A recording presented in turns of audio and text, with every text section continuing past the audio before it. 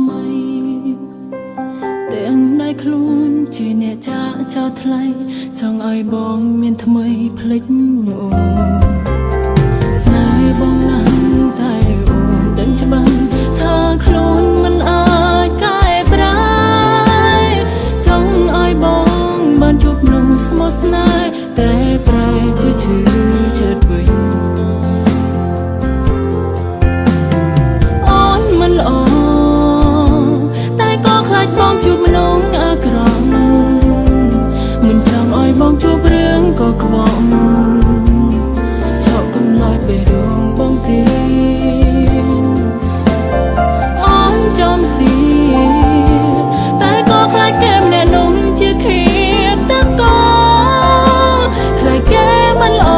គ្រាន់យកបងកុំដល់លេងសើពេលបងនៅក្បែរគេមានក្តីសុខតែជួយប្រាប់ផងមានមេតើគេជាមនុស្សបែបណាចង់ដឹងសុខទុក្ខជីវ៉ាខ្លាចគេសាវ៉ាជាងអូនសុំតបផងណា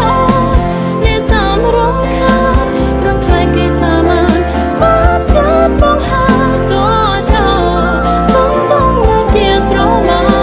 តែតាวันដល់តាមប្រានមិនឲ្យបងបានសុំ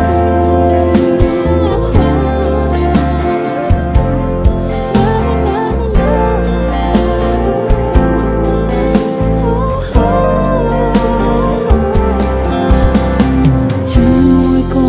ចង់ឲ្យបងទៅតែចិត្តមួយនៅស្រណុំមិនដាច់អាឡៃពីបងសុំ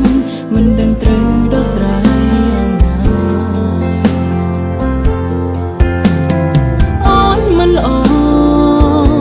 តែក៏ខ្លាចបងជួបមនុស្សអាក្រក់មិនចង់ឲ្យបងជួប